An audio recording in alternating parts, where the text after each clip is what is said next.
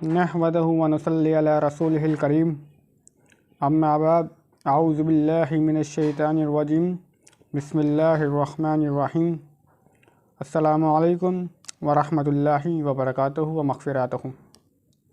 दोस्तों, आप तमाम लोगों का ख़ुसूसी नशिस्त के अंदर खुशामदीद। आज की इस नशिस्त के अंदर हम बात करेंगे ताल्लुकात ज़ौजैन के बारे में, यानी कि मियाँ बीवी के जो रिश्ता अज़दवाजी के जो मामलात होते हैं उसको हम कुरान और सुन्नत की रोशनी में जानने की कोशिश करेंगे। और ये वीडियो ख़ास तौर पे उन नौजवान के लिए है जो रिश्ता अज़दवाजी में बन चुके हैं ये और बनने जा रहे हैं। इंशाअल्लाह कुरान तैयबा इस हवाले से जो रहनुमाई करेगा वो इस यानी कि नशिस्त के अंदर हम जानने की कोशिश करेंगे। और कम वक्त के अंदर हम जानने की कोशिश करेंगे कि ये रिश्ते और इन रिश्तों से इस्लाम क्या तगाज़ा करता है और इस्लाम ने इन रिश्तों की क्या अहमियत बयान की है और इस्लाम इन रिश्तों से क्या तगाज़ा करता है। इंशाअल्लाह आप हमारे साथ आखिरी दिन तक जुड़े रहिए और अपनी राय से भी आगाह कीजिएगा कि ये नशिस्त आपको कैसी लगी। और इंशाअल्लाह इस तरीके की स्पेशल एपिसोड हम आपकी खिदमत में लाते रहेंगे। अस्सलामु अलैकुम व रहमतुल्लाहि व बरकातुहू। तो शुरू करते हैं आज की नशिस्त। इस्लामी ज़िंदगी में घर की बुनियाद अकाईद की हैसियत रखता है। इस अकाईद के इस्तेकाम पर पूरे निज़ाम के इस्तेकाम का दारोमदार होता है। घर शौहर और बीवी के ताल्लुक़ से वजूद में आता है। घरों को अल्लाह रब्बुल इज़्ज़त ने हमारे लिए सुकून का ज़रिया बनाया। सूरतुन नहल आयत नंबर 80, वल्लाहु जअला लकुम मिन बयूतिकुम सकना, और अल्लाह ने तुम्हारे घरों को सुकून का ज़रिया बनाया। ताल्लुकात ज़ौजैन के लिए कुरान हकीम की जो रहनुमाई है, सूरतुल आराफ आयत नंबर 189, हुवल्लज़ी खलक़कुम मिन नफ्सिन वाहिदतिन व जअला मिनहा ज़ौजहा लियस्कुना इलैहा। अल्लाह कुरान में फरमाता है, और वो अल्लाह ही तो है जिसने तुमको एक शख्स से पैदा किया और इससे एक जोड़ा बनाया ताकि इससे राहत हासिल करे। सूरतुल रोम आयत नंबर 21 के अंदर अल्लाह रब्बुल इज़्ज़त ने फरमाया कि वमिन आयातिही अन खलक़ लकुम मिन अनफुसिकुम अज़वाजन लितस्कुनु इलैहा व जअला बैनकुम मवद्दतन व रहमा। अल्लाह फरमाता है आयत नंबर 21 के अंदर, और इसी की निशानियात में से है कि उसने तुम्हारे लिए तुम्हारी ही जिन्स की औरतें पैदा की। अल बकरा के अंदर अल्लाह फरमाता है, हुन्ना लिबासुल लकुम व अंतुम लिबासुहुन्ना, वो तुम्हारे लिए लिबास हैं और तुम यानी मर्द तुम उनके लिबास हो। यानी कि अल्लाह अज़्ज़ा वजल ने रिश्ते अज़दवाजी को ये करार दिया गया है कि मर्द और औरत यानी मियाँ और बीवी एक दूसरे के लिबास हैं, एक दूसरे की पोशाक हैं। सूरतुल एराफ आयत नंबर 26, या बनी आदम क़द अंज़लना अलैकुम लिबासन युवारी सवातिकुम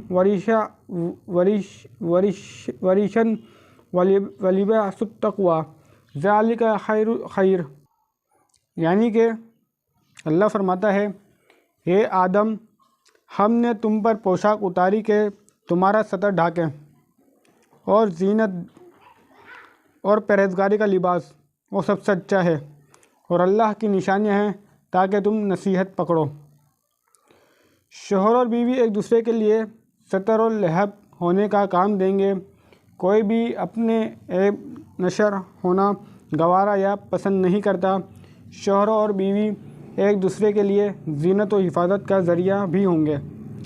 लिबास की अहमियत बयान फरमाते हैं कि खूबियाँ उजागर और बयान की जाएँ, बुराइयाँ हत्तल इम्कान छुपाई जाएँ, खूबियों पर नज़र रखी जाए और ज़िंदगी गुजारी जाए। ऐबों पर निगाह रख कर 2 दिन जीना भी दोबर हो जाता है। یعنی کہ اس عبارت کے اندر کہا گیا ہے کہ میاں اور بیوی ایک دوسرے کی خوبیوں پہ نظر رکھیں تاکہ زندگی بھر جو ہے اطمینان و سکون سے اور صبر و شکر سے گزرے۔ البتہ عیبوں پر نظر رکھی جائے گی تو 2 دن بھی زندگی گزارنا مشکل ہو جائے گا۔ سورۃ النساء آیت نمبر 19، فَعَسَىٰ أَن تَكْرَهُوا شَيْئًا وَيَجْعَلَ اللَّهُ فِيهِ خَيْرًا كَثِيرًا۔ اس آیت طیبہ کے اندر اللہ رب العزت نے فرمایا اور ان کے ساتھ اچھی طرح سے رہ سکو، اگر وہ تم کو پسند ہو تو عجیب نہیں کہ تم کسی چیز کو ناپسند کرو، اور اللہ اس میں بہت سی بھلائی پیدا کرتے ہیں۔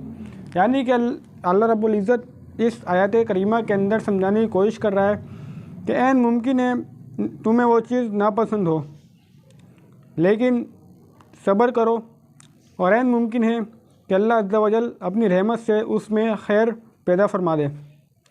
اگلی آیت ہے سورۃ البقرہ کی آیت 216۔ سورۃ البقرہ آیت نمبر 216 کے اندر اللہ رب العزت فرماتا ہے، وَعَسَىٰ أَن تَكْرَهُوا شَيْئًا وَهُوَ خَيْرٌ لَكُمْ۔ وہ تمہیں ناگوار تو ہوگا مگر عجیب نہیں کہ اس چیز تم کو بری لگے اور وہ تمہارے حق میں ولی ہو۔ نہ تھی مال کی ہمیں اتنی خبر، رہے دیکھتے اوروں کے عیب و ہنر، پڑی اپنی برائیوں پر جو نظر، تو نگاہ میں کوئی برا نہ رہا۔ شوہر اور بیوی کے ایک دوسرے کی شخصیت کی تکمیل کا ذریعہ ہونی چاہیے۔ بہترین لباس زینت و تن، لیکن منہ بسور لیا جائے تو لباس کا حسن مان پڑ جاتا ہے۔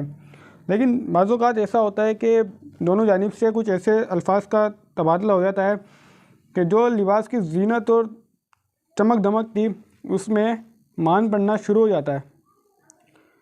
لباس انسان کی شخصیت کی تکمیل بھی کرتا ہے۔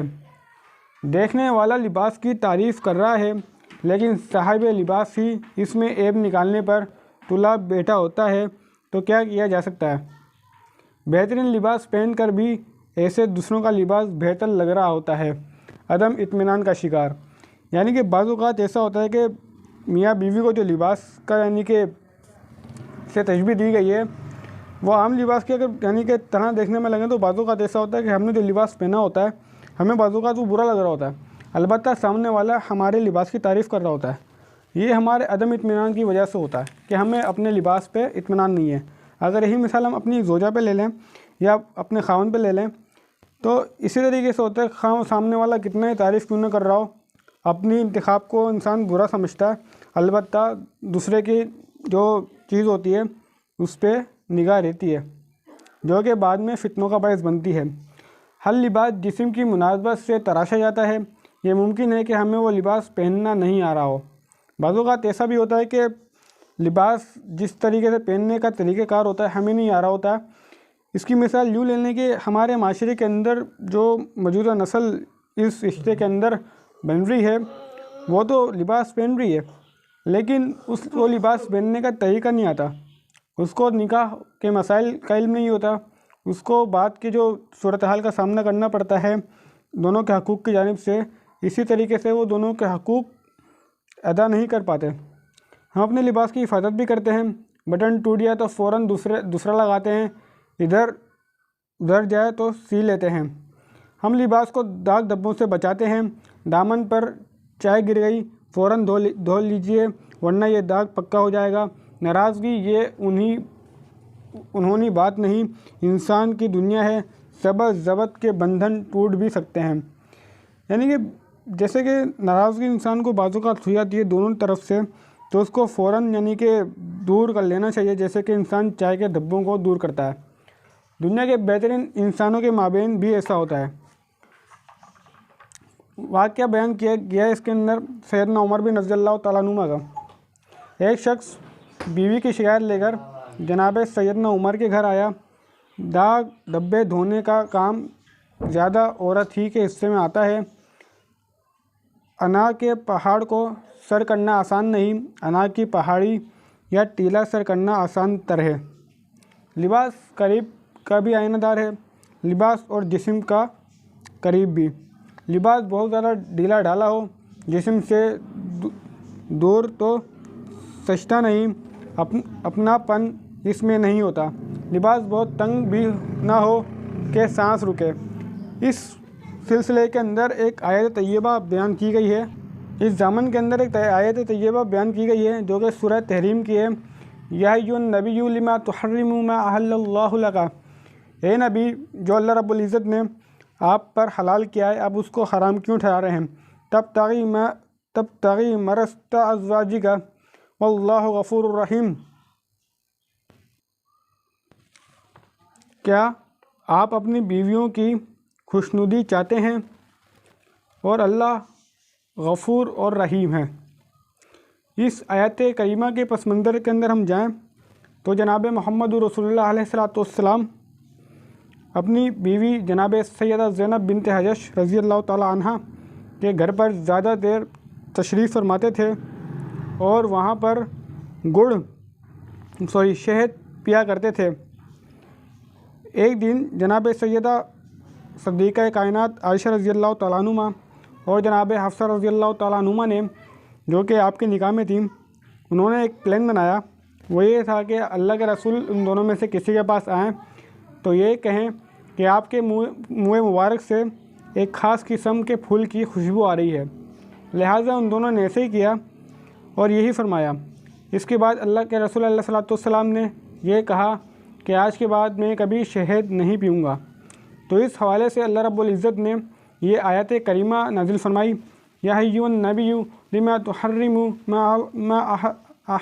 ما احل اللہ لک، اے پیغمبر جو چیز اللہ نے تمہارے لیے جائز کی ہے تم اس سے کنارہ کشی کیوں کرتے ہو۔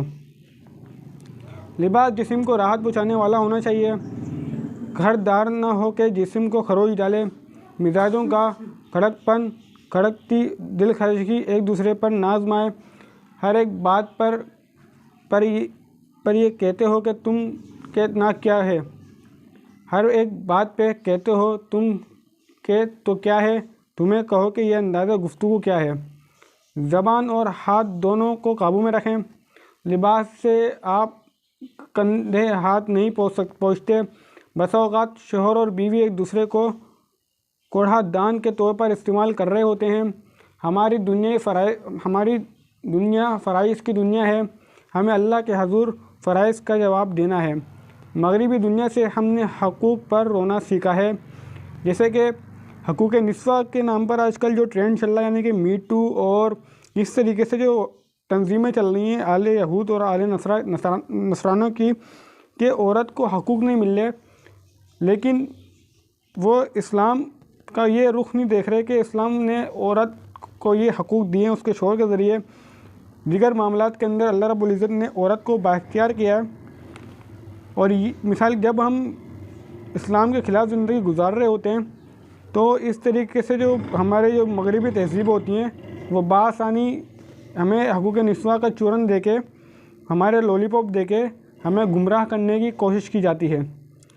شادی بیاہ کا تصور، کپڑے، زیور اور جہیز، رسم و رواج، اس رشتے کے تقدس، اس کی اہمیت، شیطان کی مداخلت، ذمہ دار زندگی کا آغاز، اس سب کے کوئی تربیت نہیں دی جاتی۔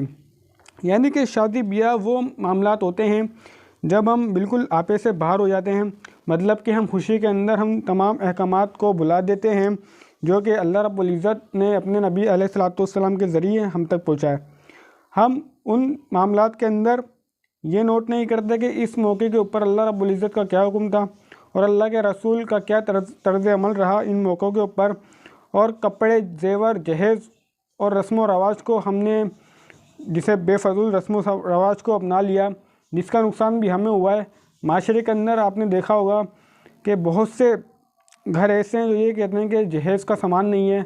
البتہ جہیز جو کہ اسلام میں تھا بھی نہیں، ایک ہندوستان میں رہنے کی وجہ سے پاکستانی کلچر میں یعنی کہ رس بس گیا، اس کو ہم نے دین سمجھ لیا اور اس کو بیٹی کا حق سمجھا۔ تو اگر ہم یوں کہیں کہ ہم ان رسم و رواج میں کھو گئے، علامہ اقبال نے بھی فرمایا نا، یہ امت خرافات میں کھو گئی۔ اس کے لشکر میں سے ایک آ کر کہتا ہے کہ میں نے ایسا ایسا کیا ہے، وہ کہتا ہے تم نے کچھ بھی نہیں کیا۔ پھر ان میں سے ایک آ کر کہتا ہے کہ میں نے ایک میاں بیوی کے درمیان جھگڑا کرا دیا ہے، اور وہ اس کے قریب آ کر کہتا ہے کہ ہاں تم نے بہت اچھا کام کیا۔ وہ اس کو گلے سے لگاتا ہے۔ یہ روایت ہے مسلم شریف کی۔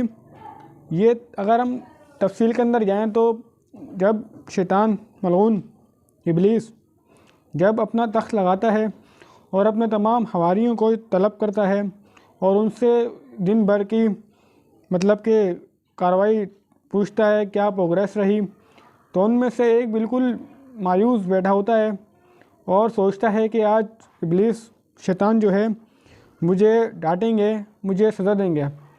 جب ابلیس اس کو اپنے پاس بلاتا ہے تو پوچھتا ہے آج تم نے کیا کیا؟ وہ بولتا ہے کچھ خاص نہیں کیا۔ بولتا ہے بتاؤ پھر بھی کیا کیا؟ کہتا ہے کہ میں نے ایک میاں بیوی کو لڑوا دیا ہے۔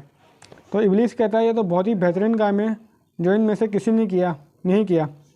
مسلم شریف کے الفاظ کے مطابق یہ جو پورا یعنی کہ عبارت دی ہے مسلم شریف کی، یہ الفاظ ہیں جو شیطان اپنے ان سے پوچھتا ہے۔ آخر کے اندر ویڈیو کے اختتام اس ساتھ کریں گے کہ مرد یعنی شوہروں کو جناب پیغمبر علیہ الصلوۃ والسلام جو ہدایت فرما رہے ہیں وہ ہم ملاحظہ کرتے ہیں۔ عورتوں کے بارے میں میری نصیحت سن لو کہ عورتیں پسلی سے پیدا کی گئی ہیں اور پسلی میں سب سے ٹیڑھی اوپر کی پسلی ہوتی ہے۔ اگر تم اسے سیدھا کرنا چاہو گے تو اسے توڑ دو گے، اور اگر اسے اس کے حال پر چھوڑ دو گے تو ہمیشہ ٹیڑھی ہی رہے گی۔ بس عورتوں کے بارے میں میری نصیحت سن لو۔ راوی بخاری شریف کے اندر اللہ کے رسول علیہ الصلوۃ والسلام نے مردوں کو عورتوں کے بارے میں نصیحت فرمائی ہے۔ مردوں کو سمجھایا گیا ہے کہ جب اسے بڑا بنایا گیا ہے تو اسے بڑا پن کا مظاہرہ کرنا چاہیے۔ مرد میں عقل جبکہ عورت میں جذبات کا پہلو غالب ہوتا ہے، لہذا میاں بیوی کی لڑائی میں سمجھانے کو زیادہ امکانات مرد ہی کی طرف سے ہوتے ہیں۔ طلاق کا حق بھی مرد ہی کو دیا گیا ہے، یعنی کہ اللہ رب العزت نے جو طلاق کا حق مرد کو دیا ہے اس کی سب سے بڑی وجہ یہ ہے کہ مرد میں سوچنے سمجھنے کی صلاحیت ہوتی ہے۔ البتہ عورت کے اندر بھی ہوتی ہے لیکن اس پہ جذباتی پہلو غالب رہتا ہے، یعنی کہ وہ جو فیصلے کرتی ہے جذبات کی لو میں بہہ کر کرتی ہے۔ جب بھی میں یہ سمجھتا ہوں کہ عورت کو اسلام نے حکمرانی کا حق نہیں دیا۔ اس روایت کا یہ معنی نہیں کہ مرد اپنی بیوی کو طعنہ دینا شروع کر دیں تم ٹیڑھی ہو، اور نہ ہی یہ معنی ہے کہ اس کو ہر ناجائز خواہش پوری کرتے رہیں کہ انہوں نے کہا ہے تو ماننا ہی پڑے گا کیونکہ یہ ٹیڑھی پسلی سے بنی ہے۔ یعنی کہ مردوں کے لیے قطعاً جواز نہیں ہے کہ ان کو یہ ٹیڑھے پن کا یعنی کہ طعنہ دیں، اور نہ اس بات کی اجازت ہے کہ ان کے ٹیڑھے پن کو بنیاد بنا کے ان کی ہر ناجائز خواہشات کو بجا لائے۔ مردوں کو نصیحت ہے کہ عورت کو چونکہ اللہ رب العزت نے کمزور بنایا ہے لہذا اس کی فطری کمزوری کو سامنے رکھتے ہوئے اس سے سمجھداری، بڑے پن اور حکمت کے ساتھ معاملہ کریں۔ تو آج کی ویڈیو کا اختتام ہم کرتے ہیں اس دعا کے ساتھ، اللہ رب العزت ہمیں اس پر عمل کرنے کی توفیق عطا فرمائے۔ یہ ویڈیو خاص طور پہ ان نوجوانوں کے لیے ہے جو رشتہ ازدواجی میں بننے جا رہے ہیں یا ازدواجی زندگی میں بن چکے ہیں اور اپنے معاملات اچھے سے طے نہیں کر پا رہے ہیں۔ تو اللہ رب العزت سے دعا ہے کہ اللہ رب العزت ہمارے گھروں کو آباد رکھے، ہمیں سمجھنے اور عمل کرنے کی توفیق عطا فرمائے۔ السلام علیکم ورحمۃ اللہ وبرکاتہ۔